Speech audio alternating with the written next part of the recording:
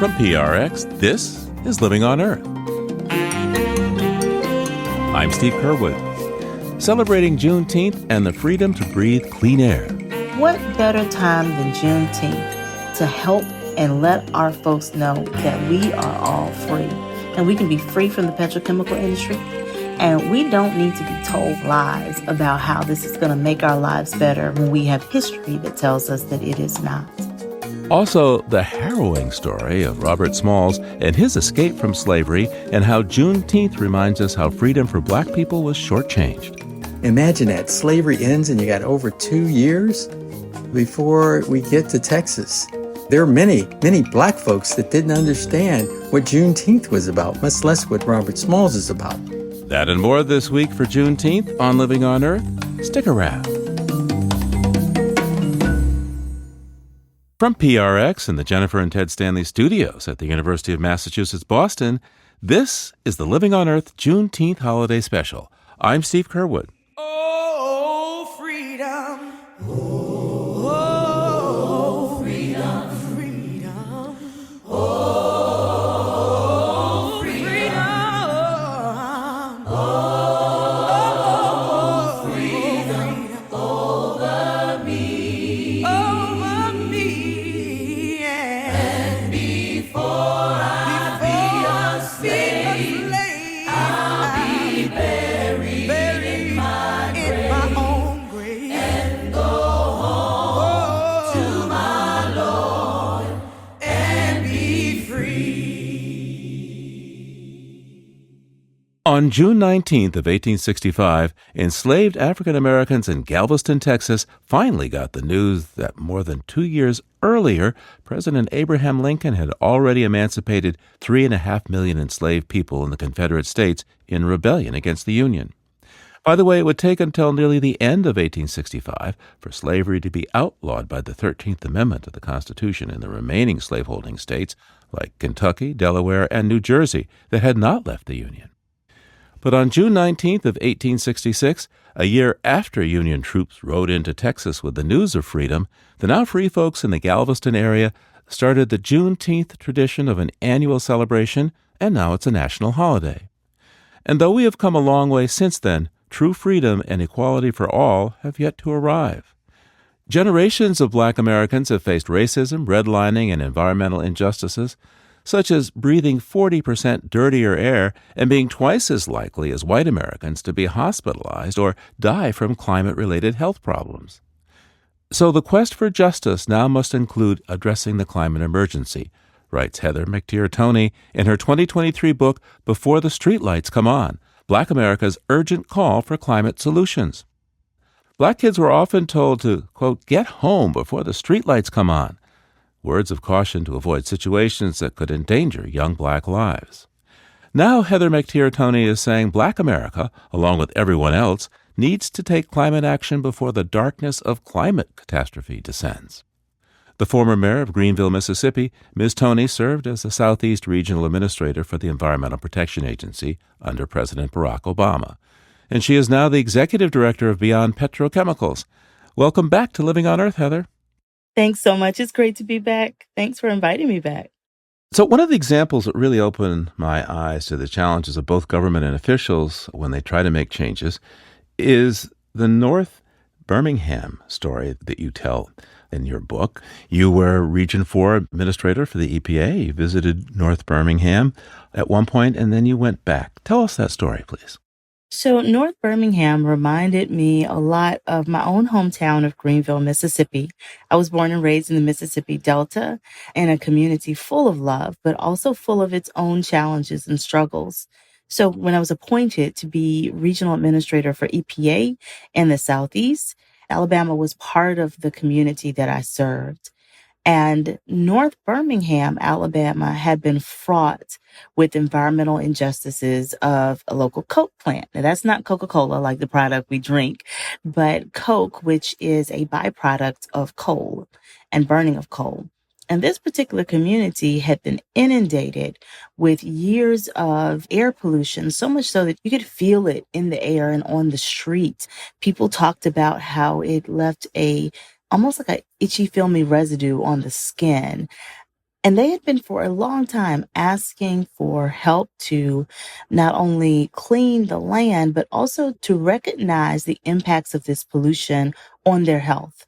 There was a high rate of cancer, a high rate of airborne illnesses, asthma, impacts that really were directly related to the air pollution, but nobody had really recognized it, acknowledged it as such. So when I came into the North Birmingham community, it was incumbent upon me as a part of the Obama administration, but also as a part of this community, as an African American woman born and raised in the South, seeing what looked like myself to be as much help as I could be in this space in this moment. So together we worked on how we could reclaim the land through brownfields funding, how we could encourage solutions that were creative that weren't necessarily connected to environment, but people wanted to see done, like revitalizing businesses and schools that have been in that space for a long time.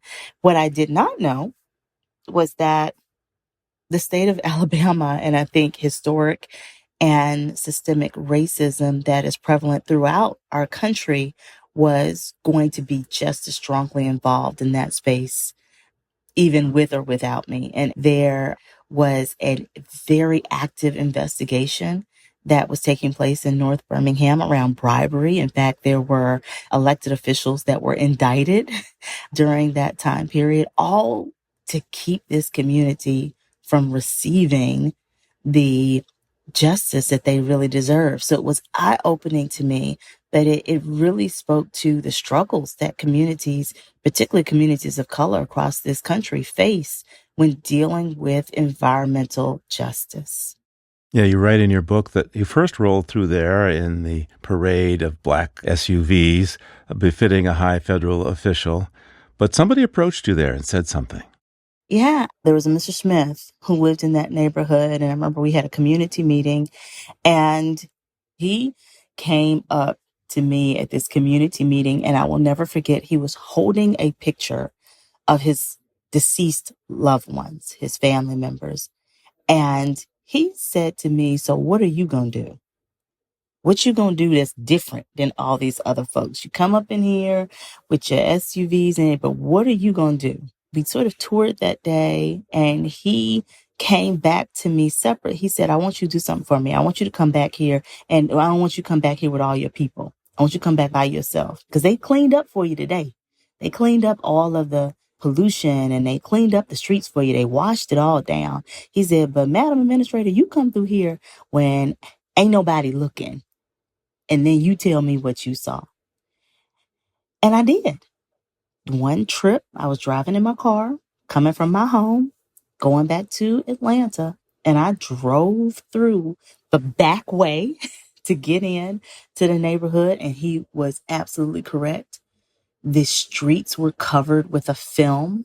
I stopped and I put my hand like on a fence, and I could wipe my hand and could see residue on my hand from what had been blown over from this coke facility. I went to his house, knocked on the door.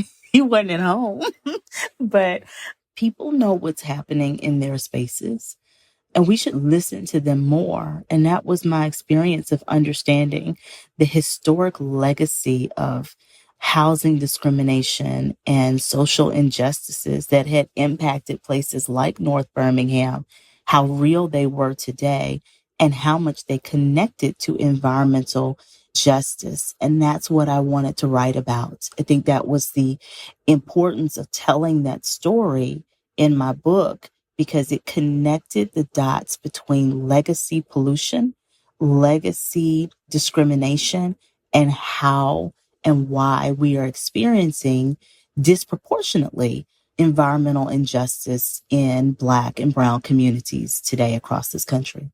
There's an area colloquially called Cancer Alley. It's this 85-mile stretch of land along the Mississippi between Baton Rouge and New Orleans, and I think there's over 200 petrochemical plants and refineries. And now, communities there have been speaking out about the plethora of health issues, thinking of cancer and miscarriages that are associated with the constant exposure of chemicals from these plants. And a lot of people living there are descendants of slaves. And in fact, some of these plants are next to slave grave sites. What does this tell us about the historic legacy of slavery and environmental justice in the United States? That this highly toxic area is a cradle of descendants of slaves. There's an irrefutable connection between the footprint of enslavement and the travesties that have been placed upon from African and the enslaved that is directly related to environmental injustices that we experience today.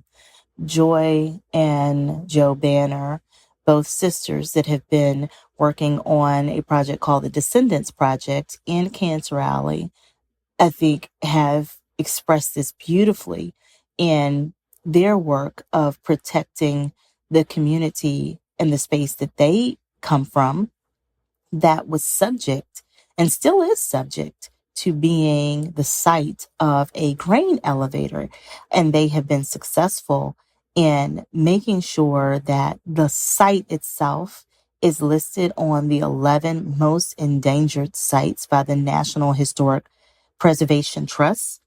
And the reason they were able to do that was because they were able to show not only is this an 11-mile stretch along Cancer Alley that has not yet been inundated by industry that needs to be protected, but also because their ancestors are buried in this space. Every other space along Cancer Alley has been impacted negatively by air pollution, land pollution, water pollution because of this industry. And this industry sits in the exact same footprints that plantations set in all along the coast of Louisiana. There is an Atlantic article that showed this footprint where you could overlay the boundaries of plantations in Louisiana and put on top of that the existing facilities, and it almost matched identically. Do you know how scary that is? Let's just think about that for a second. The places where Joy and Joe Banner's great-great-great-grandfathers were enslaved are the same places that their aunts and cousins work at today, just for a different industry that really has captured people falsely, because we talk often about the jobs that are brought to these communities. We don't talk about the cost. And our communities, I think as a whole, are being moved to now be a part of this solution and action phase that we're in, so that we do not allow industries to continue repeating the same messaging and stories that have negatively impacted our homes. By the way, those plantations in Louisiana were sugar plantations, and sugar made people fabulously wealthy in the way that, say, the internet boom did. It was a path to a lot of money, although as many as a third of the enslaved persons sold down the river from places like Kentucky and Virginia in the north would succumb in the frequent yellow fever epidemics. Yes. So we're speaking at the time of Juneteenth. What can we learn about the petrochemical industry and its impact on environmental justice as we move forward with this celebration? The beauty of Juneteenth and the fact that our United States of America acknowledges this as a federal holiday. Enslaved Africans were in Texas when they got that message that they were no longer enslaved, but were now subject to the same rights and liberty as the rest of us across the United States that have been freed.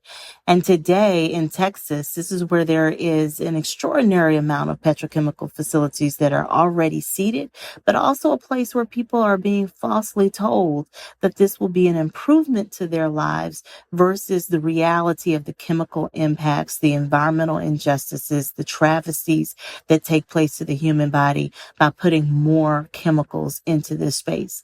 So what better time than Juneteenth to help and let our folks know that we are all free, and we can be free from the petrochemical industry. We don't need more of the industry to be placed in communities, particularly communities of color, but we certainly don't need more plastics in our body. We don't need more economic disparity. And we don't need to be told lies about how this is going to make our lives better when we have history that tells us that it is not.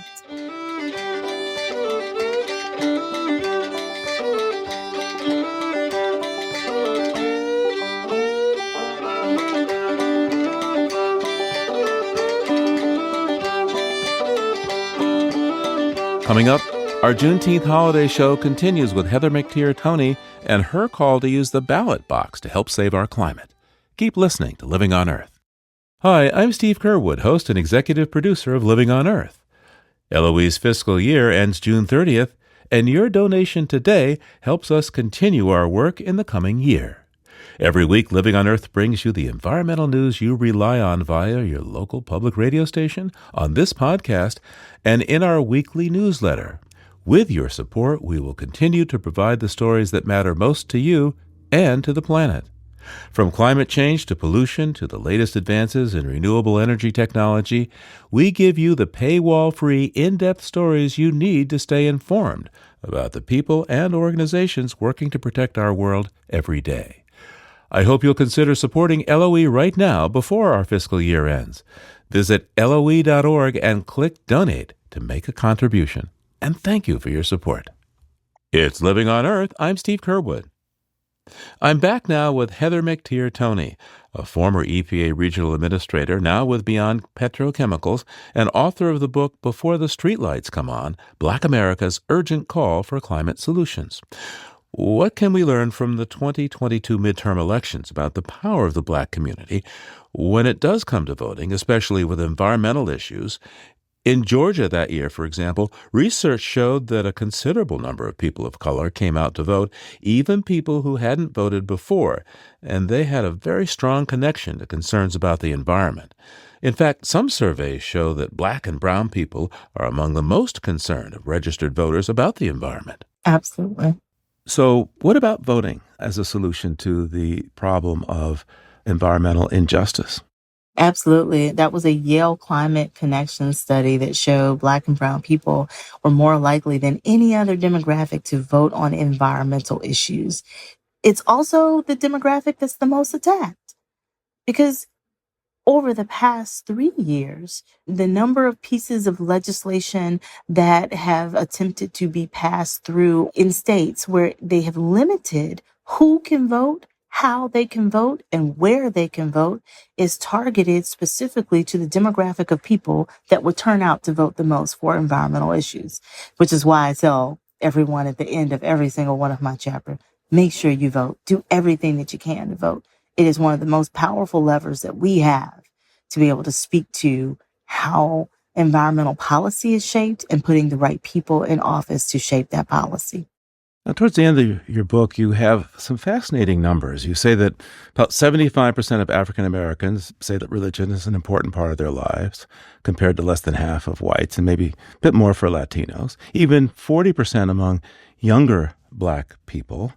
And the large environmental movement in this country is fairly agnostic. I'm not sure that I've been to a major environmental advocacy gathering where people have stopped to pray in advance. Now, we know that social movements in this country have been led, I'm thinking of the civil rights movement, of course, coming out of the churches. There's a reverend in front of Martin Luther King Jr.'s name. How can the connection be made to really engage the Black community, those who are church-going, to take on this whole question of the climate emergency, the toxics emergency, and bring their strength to the table? Because I only see them in little bits and pieces right now. Yeah, it is the sleeping giant. It really is. And I think it's going to take us seeing environmental action, climate action, as civil rights action. Because you're absolutely right. You know, the civil rights movement was so staunchly led by the community of faith. It's hard to not connect earth and nature to your responsibilities for being a Christian. You mean caring for creation. So what can be done to change that? You call it a sleeping giant. What can be done to wake up the sleeping giant? I think it is encouraging and giving space and freedom to do it. Green the Church is growing every single day. Interfaith Power and Light, an organization that has been infusing faith in climate action. And now we're beginning to see it on the right, so much that there's like evangelicals for the environment. We're coming to this place of having to have climate hope. And if there is any entity on this planet that brings hope, it is the faith-based community. And faith-based community, regardless of faith, if we think about our Muslim brothers and sisters, Christians, Jews, Hindus, there's always this element of faith that speaks to the hope of tomorrow. Climate issues have been framed as such an existential crisis that is so big, people feel hopeless. They don't see a path out of it. Faith requires the hope of us every single day living our lives, and that there is a hope for future generations, a hope in tomorrow, and that we have a responsibility and connectivity to that.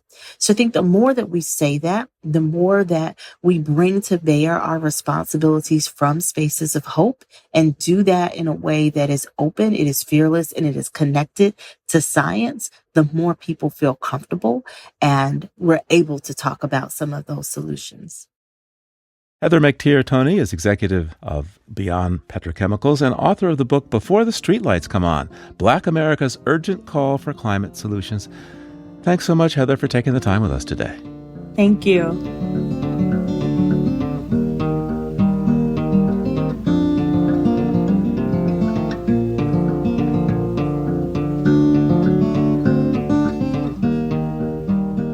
If hope sometimes feels impossible in the face of climate disaster, imagine how remote hope for a better future would have seemed for the African Americans enslaved in this country for more than 200 years. And yet some did dare to dream of a free life for themselves and their families, and a few even risked everything to escape. Their courage serves as a reminder that even in the most adverse of circumstances, a way forward is possible.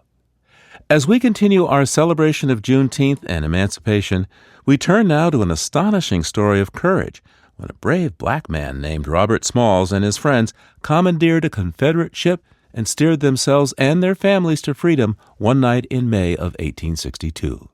His great-great-grandson, Michael B. Moore, a business leader and author, joined two other special guests for our live Juneteenth event in 2022.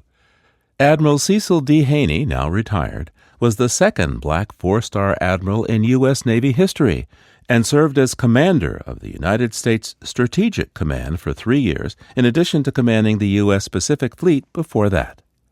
And Joel Christian Gill is a cartoonist, historian, and author of a graphic biography of Robert Smalls.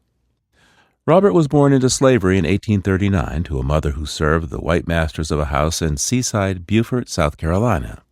He grew up with more autonomy than many of his peers and had a streak of independence that, sometimes got him into trouble.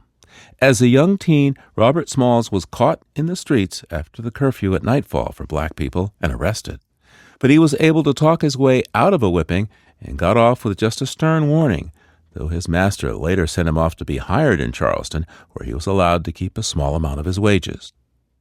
Robert Smalls was ethnically Gullah Geechee, a society of African descendants along the coast and sea islands of the Carolinas, Georgia, and North Florida.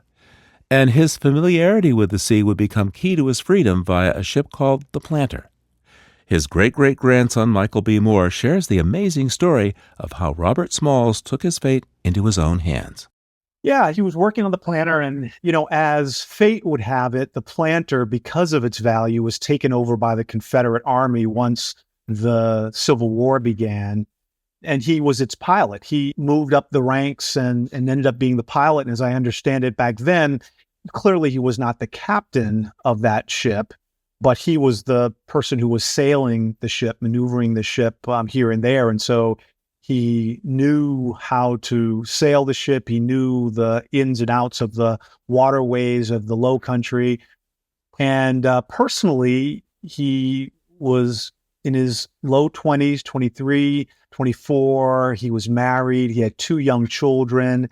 And he was just a father, a husband. He loved his family.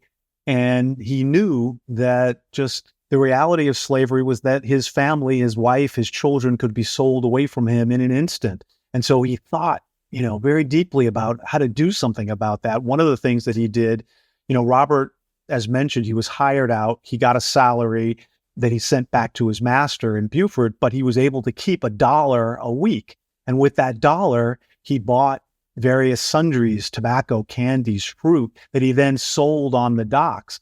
And he saved every penny and ended up negotiating for the life of his wife and children with his wife's master. He put down $100 down payment on the life of his family with a total sort of purchase price of about $500. But that was precarious. He knew how long it took him to earn that much money, to save up that much money. And so he knew that there was a United States blockade, a federal blockade just outside the mouth of the harbor. And he knew that if he could somehow figure out a way to get there, that he'd be free. And so he noticed that the Confederate crew from time to time would leave for the night. They weren't supposed to, but they would leave for the night, not to come back until the next day.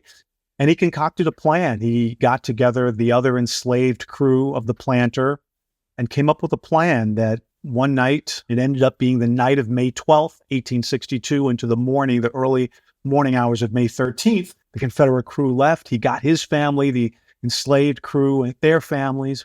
He famously sort of donned the top hat and this long overcoat of the Confederate captain of the planter and got up into the wheelhouse, and he was able to sort of mock, as the story goes, the Confederate captain had an unusual, a noteworthy kind of a gait about him. And at distance and in the middle of the night, Robert was able to mock that, mimic that, because he was the pilot of the boat. He knew the passcodes to get past the 4 or 5 forts in Charleston Harbor. And he essentially bet everything he had on everything he dreamed of and won. They lined the bottom of the boat with dynamite. They knew that if they had gotten caught, that they would be executed, probably in a particularly gruesome way, as an example, for others who might have that kind of an idea. And so it was a life or death proposition. I often think, it is so complicated, I imagine, in the dead of night to sail a boat through, a busy and complicated harbor, but to do that under the threat of death, if something were to go wrong, it's an amazing challenge. And I often think, that if something had gone wrong, clearly I would not be here. So I have lots to thank Robert Smalls about, but certainly his bravery and his skill are among the top. So what happened to Robert Smalls after he got his family to freedom? I imagine the Union folks on that boat were pretty surprised to see this Confederate ship sailing towards them, but I gather they didn't fire, huh? Yeah, as the stories go, Robert had thought through all the details. He had thought through, all of the intricacies of getting to freedom, to that blockade, except for one detail, which was, here is this, they say, one of the largest boats in the harbor, steaming full steam ahead toward this Union blockade with an enormous Confederate flag. And so he had forgotten that detail. So very quickly, they lowered the Confederate flag. My great-great-grandmother, Hannah, had thought about that detail, though, thankfully, and had sewn together a number of bed sheets into the universal white flag of surrender. And that saved them, because they could have gotten past all of the Confederate forts, but then also, run into trouble with the Union blockade and gotten killed by them. So yeah, it was a precarious, audacious kind of a plan, and, God was with them. Robert got a reward for delivering the planter to the United States. He didn't actually get sort of the equation of what Congress sort of prescribed for these matters. I think they couldn't see fit to give a black man that much money, but he got a handsome reward, and he was received up and down the East Coast as a hero, one of the first real heroes of the Civil War. And he could have lived a very comfortable, happy life as a Civil War hero, but instead he decided to go back, into the crucible of the war effort. He freed himself, he freed his family, but he also wanted to free others like him who were enslaved, and came back and fought actually on the planter. Again, as the story goes, he became the first African-American to command a United States naval vessel, became a captain of the planter, fought in 18 battles, was taken by Admiral S.F. DuPont to Washington to meet with President Lincoln and Secretary of War Stanton. And as the story goes, by virtue of his deed and his word, Lincoln was persuaded to admit formerly enslaved African Americans into the United States Civil War effort. And after the war, went back home to Beaufort and got involved. He was an enormous celebrity in his hometown of Beaufort, and first was elected to the South Carolina House and Senate, did some amazing things there, among which are he wrote the legislation to create the first free, compulsory, statewide public school system in South Carolina, which was the first such kind of school system without regard to race or class in the United States. And so he did that and then was elected to Congress and served 5 terms in Congress. He politically founded the Republican Party of South Carolina, which of course at the time was the party of Lincoln, owned a number of businesses and a lot of the real estate down in Beaufort during Reconstruction. And just generally, I think, committed himself to living a life of consequence. What an amazing story. Admiral Haney, here's a man which, although I gather that he wasn't quite enrolled in the United States Navy, nonetheless was commanding a United States Navy vessel. What do you take away from his story? Wow, Steve, and just a great story, Michael, and thanks for your articulation of it. I take away, here is an individual that clearly is a self-learner, that even though he had the barriers of no education for Black folks during that time frame, and he took it on his own accord to learn at every opportunity he had to even get to the position to be able to do this. The skills required to transit those waters are not trivial. It takes a lot of knowledge and understanding there. So for him to just learn that, first of all, and then take and do the intricate planning, risk analysis in terms of the things we do today in the military, and then to apply that and execute with confidence. He had to go through multiple checkpoints, and instead of deviating from the normal path, he kept the ship where it would normally be, very close to Fort Sumter, as a matter of fact. And if that doesn't give you goosebumps, I don't know what would, if you were thinking about that time, with his family on board. So it's not just having that dynamite available if it went bad for himself, but for his family and all those that obviously he had worked very closely with. So that courage, honor, and commitment we talk about today clearly was part of his fiber back then. So, Admiral, talk to us a little bit about how this story resonates with you. I would say a couple things. My first duty station was Charleston, South Carolina, and it was totally different from where I grew up in Washington, D.C., and it's just interesting thinking. I had 5 total years there and operating on 2 different ships. And it's interesting of how Robert Smalls navigated through in order to get the planner over to the Union, and then navigated further through the politics and what he was doing even then, even before Jim Crow. I find it amazing to be elected and to be able to make a difference in that regard during that time frame. It has to be, an amazing individual with a lot of spine, but also a lot of cleverness. Just like he knew the environment he was steaming through with the planter, he clearly knew the environment he was steaming through his work in the Congress. So it's thousands upon thousands of people who were inspired by Robert Smalls.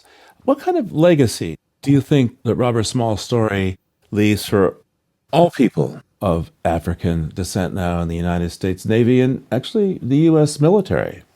Admiral Haney? I think his courageous example really shows that regardless of the barriers we face, perseverance, confident thinking, and planning can overcome many barriers. And his lifelong example of that has touched many, both in the military and, as you mentioned, outside the military in terms of what he was doing. And I would tend to believe that he had to be articulate and compelling in order to win the day in so many things he was working on, either in an entrepreneurial or in Congress, as well as just convincing that crew to take that risk. I think all of that today gives us an example of which to follow, and a caring example, because it wasn't just about him and his safety. He was working for the freedom of all those. And then after getting over to the Union side, years later, continuing to work on the freedom of others. So That's an example of helping mankind above and beyond what you would normally do for oneself.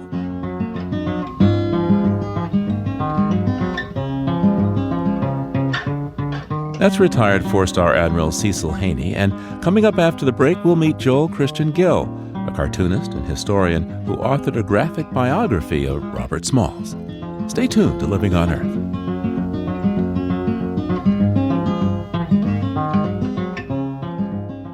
Support for Living on Earth comes from Sailors for the Sea and Oceana, helping boaters race clean, sail green, and protect the seas they love. More information at sailorsforthesea.org. The outcome of the 2024 presidential election could profoundly shape the future of the climate and environment in America. And there are important down-ballot races and ballot measures, too. Here at Living on Earth, we are working hard to give you the stories and information you need to help make your decisions on Election Day. So, what issues are you most interested in having us cover? Let us know by sending us a written or audio message at comments@loe.org. You can use the Voice Memos app on the iPhone or a similar app to record your message and then email it. That's comments@loe.org. And we might just include your voice on the air. Just be sure to give us a daytime phone number to reach you so we can verify your submission. And thanks. It's Living on Earth. I'm Steve Curwood. We're back now with more from our discussion about the amazing story of Robert Smalls, who escaped from slavery in 1862 by piloting a commandeered Confederate ship past Fort Sumter into the Union blockade lines and freedom. Artist and historian Joel Christian Gill was so inspired by Robert Smalls' story that he decided to make it the focus of the third volume of his graphic biography series, Tales of the Talented Tenth. By the way, the term Talented Tenth was coined by a white philanthropist and popularized by W.E.B. Du Bois in a 1903 essay. Du Bois argued liberal college educations for black elites would uplift all African Americans in society, in contrast of the views of Booker T. Washington, who called for as many slaves and their descendants as possible to get vocational educations. Joel Christian Gill, why did you find Robert Smalls' story so compelling? I mean, what doesn't attract you to the Robert Smalls story, right? Like when you think about like how in America we've sold this idea, this fiction of the Horatio Alger story, like there's this person who by great deeds of himself, he does something and he becomes a rich and wealthy man. That ain't real, right? But it is real for black people, right? And specifically for black people, enslaved Africans like Smalls. He was less than nothing. He was property. And by the strength of his character and his will, he made a way for himself. And like what's amazing, in a short period of time, he went from being an enslaved African. He probably couldn't read in that time.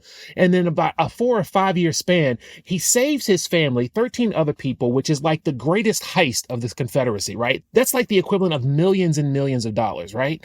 So he steals all these people and the ship. That would have been an amazing story in and of itself. But then he becomes a war hero. He saves the planter from being destroyed when the captain, he took refuge in the engine room. This is in one of the Civil War battles, right? And one of the battles afterwards. You know, he does this, and then he becomes a politician. And what I think is really amazing, which we don't spend a lot of time in America talking about, the idea of what these black Republicans were doing in Reconstruction, is that they were not focusing on what black people needed. They were building things for everybody. Like that law that he wrote that funded and made compulsory education in South Carolina state line, that was for everybody. That wasn't just for black people. That was for everybody. And I think it's those kind of things. There's one instance, and I keep mixing it up. I don't know if it was Georgia or South Carolina, but the black Republicans were ejected from the Senate and the House. And when Ulysses S. Grant comes back and reinstates them, the first thing those black Republicans do is to pay for the people's time that were illegally sitting in their seats. Right? Like the ultimate turn the other cheek. So when you look at the period of Reconstruction, it was like the first time in America where we had a real clear and definitive time where we could have had pure and true racial justice in America that was destroyed by white supremacy. And I think that's the sad thing about that, is because we put traitors on the names of our schools, like, people who would have legitimately killed an American president. That would have been Robert E. Lee or Fort Hood, like any of these things that we're naming these Confederate generals after. These were not Americans. They died not American citizens, and most of them gave up their American citizenship. But we have Robert Smalls, who embodies the American ethos of what it is to pull yourself up by your bootstraps and also do things and provide service to the other people. And there's not a school in America that's named after him. Like, where are the statues for Robert Smalls? And for folks like Robert Smalls, Blanche Bruce, and Hiram Revels, where are those people in our history? Because Black people in America make America keep her promises. When we do things, and when you do these things, it actually helps everybody, not just Black people. And I'm just like, that's what attracted me. I'm sorry, I'm on a soapbox, but well, no, that brings me to. So I think to all of you here, the point that Joel has made is that Robert Smalls moved to have education for everyone, to lead all people in South Carolina for better educations. What is it that Black America can do to make a better place for all of us? Because, spoiler alert, I think we're still dealing with the white supremacy thing. I think it's just continuing to demand more and to not, like, for example, not accept things like Juneteenth, right? I say this a lot, and, if anybody's ever heard my rants, I always say, like, it's like Black people in America are in prison and we're saying, hey, please let us out. Please let us out. And they say, well, we'll give you cake. So you can have cake while you're in prison. And that's what Juneteenth is, right? Like, I don't need a holiday to cook out. I can do that by myself, right? And we've all been doing it, right? Juneteenth has been a holiday for Black people for these last 150 years. We didn't need the federal government to say it was a holiday. We've been drinking red strawberry soda and cooking out and dressing in fancy clothes for a long time. We didn't need that, right? What we needed was the end of mass incarceration. What we needed is like an acknowledgement of the wealth gap. What we need is, like, speaking about environmental issues. Look at poor health outcomes of Black people in communities where there's pollution, right? We don't do stuff like that. We don't deal with environmental racism. We don't deal with any of these things. We just say, oh, but you got Juneteenth now, so we're going to give you some cheesecake ice cream and everything's going to be okay. All right. Yeah, I would jump in and say, I think, the story of Robert Smalls presents an appropriate model for how people who care about justice, who care about, equality, just how we need to act. Robert didn't just sort of sit back on his laurels, and he deserved to relax and to live a really comfortable life, but he rolled his sleeves up and he got back into the fight, and he continued to try to do what he could to influence the process and to make America live up to her promises. And so, I think democracy is, a contact sport. It's a participative sport. Like, we've all got to be involved and got to pay attention. And so I think Robert's example of coming from nothing, coming from, in some ways, beneath nothing, and just striving and working and having his eyes fixed on an appropriate point on the horizon. I think that's something that can resonate with people today. Yeah, I agree. I think 2 points. The example of Robert Smalls and others like him that had some incredible barriers placed in front of them, took advantage, learned as much as they could, even without formal education, in order to reach a goal. And then after getting to that goal, went to work hard for the well-being of others, including others that didn't look like them. Now, you can look at that and say Jim Crow sort of compressed that. And then there's, follow-on rebounds and what have you. But I think we have to continue to talk about that, just like this program gives that exposure. I would argue a little bit differently with Juneteenth, in that with that recognition of a holiday, there are many Black folks that didn't understand what Juneteenth was about, much less what Robert Smalls is about. So if you don't have something like that puts a bit of an exclamation mark, a pause, and say, let's talk about this, it gives more recognition to it. Imagine that. Slavery ends and you got over 2 years before we get to Texas. A lot of understanding has to be digested there. And then with the spirit of Robert Smalls is we can't stop. We can't let those barriers just stay in front of us. We have to continue to self-educate, thrive, thirst for knowledge, and then work our way through and continue to press forward with it. And prayerfully, eventually we will get there. Yeah, I think, Dr. King said the moral arc of history was long, but it bends toward justice. And I just think we need to pull it. We need to legitimately reach over and pull that toward us. And of course, if they had given me an opportunity to vote for Juneteenth or Dr. King's holiday or Black History Month, I would have voted for all of those things, right?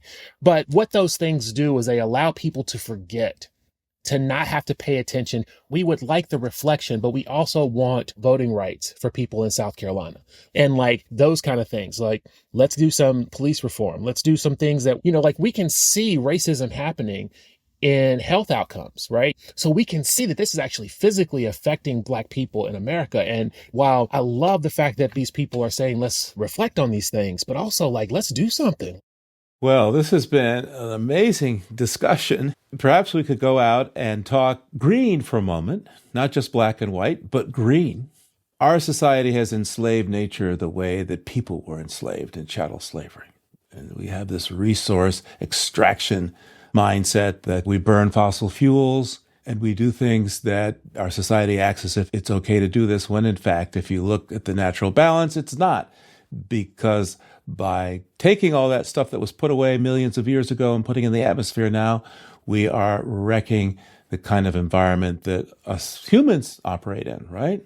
So looking back at the story of Robert Smalls and looking ahead, how can we break the chains of our enslavement to this totally dysfunctional, destructive way of handling our environment, and most manifest right now by climate disruption? What are the tools that he showed us that all people could use now? How can we get ahead of this, or at least stay even with it? I'll just say something really quickly. I don't think we can rely on predatory capitalism to get us out of something that predatory capitalism got us into.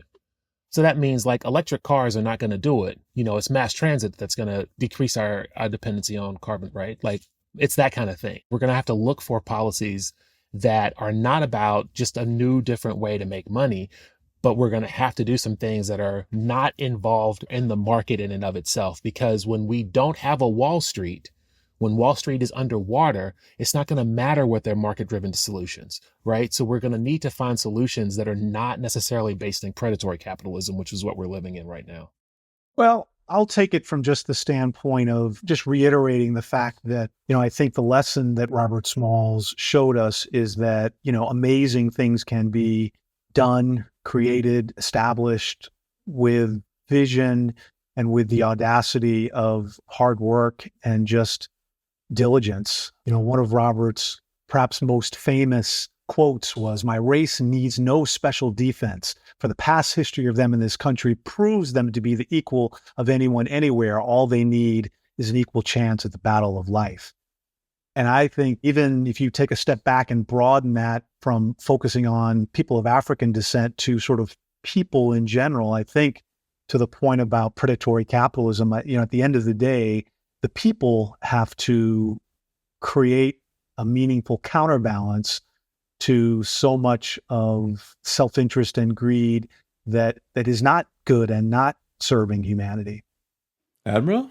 I will try to approach it in a different sort of way, and I'll try to use Robert Small's example and just this planter approach that he had. He had to convince a lot of people. The people that were part of his crew, to go forward against the risk that was in front of him, which meant he had to be a compelling leader, a thought leader, and a planning leader who gave it probably a lot of introspection himself in going forward. So when I look at this, looking at the concerns we have for our environment today and getting at it, it gets to be understanding the problem. I think about where we were in the Al Gore days to where we are today. And still we have a long ways to go and a lot of navigating to get there. It requires a lot of education and exposure and being able to have that compelling argument out there in terms of we got to go forward and the emergency of fixing some things. And I think his example can show us some of that, but then it's got to be expanded more. It's not just the United States and what have you. It's the world and how the world addresses this problem collectively and recognizes it as a problem, really requiring leadership in a different way than we perhaps have had before in terms of this urgency of applying resources to it. It's interesting seeing the world look at COVID and the amount of money thrown into research, development, and what have you there to come up with vaccines and to study it and to understand it, medicinals to get at it, even for those who don't believe in the vaccinations to be able to help them. Now, that was a worldwide effort in many ways that must continue. We have to have a real compelling worldwide effort going on in this area in so many of the facets that were discussed here, to get at this and the uncertainty of our future if we don't. Admiral, it's like you say here. With Robert Smalls, his choice was now or never. Our chance now with the climate is now or never.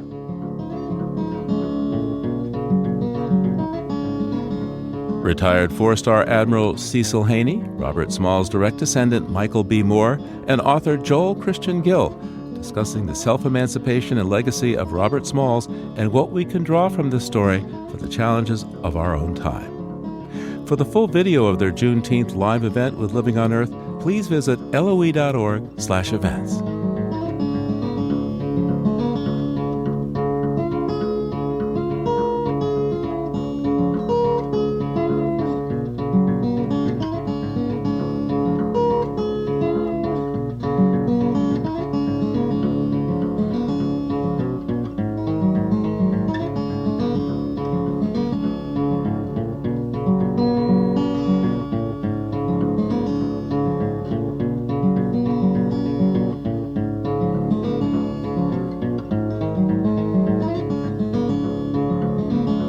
Living on Earth is produced by the World Media Foundation. Our crew includes Naomi Ehrenberg, Bobby Bascom, Wilma Beltran, Josh Kroom, Jenny Doring, Swayam Gagneja, Madison Goldberg, Mark Kausch, Mark Seth Lender, Don Lyman, Sarah Mahaney, Ainsley O'Neill, Sophia Pandelides, Jake Rigo, Claire Shanahan, Elle Wilson, and Yolanda Omari. Tom Tiger engineered our show. Allison Lirish-Dean composed our themes. You can hear us anytime at LOE.org, Apple Podcast, and Google Podcasts. And like us, please, on our Facebook page, Living on Earth. We tweet from @Living on Earth, and you can find us on Instagram at Living on Earth Radio. And you can write to us at comments@LOE.org. I'm Steve Kerwood. Thanks for listening, and happy Juneteenth.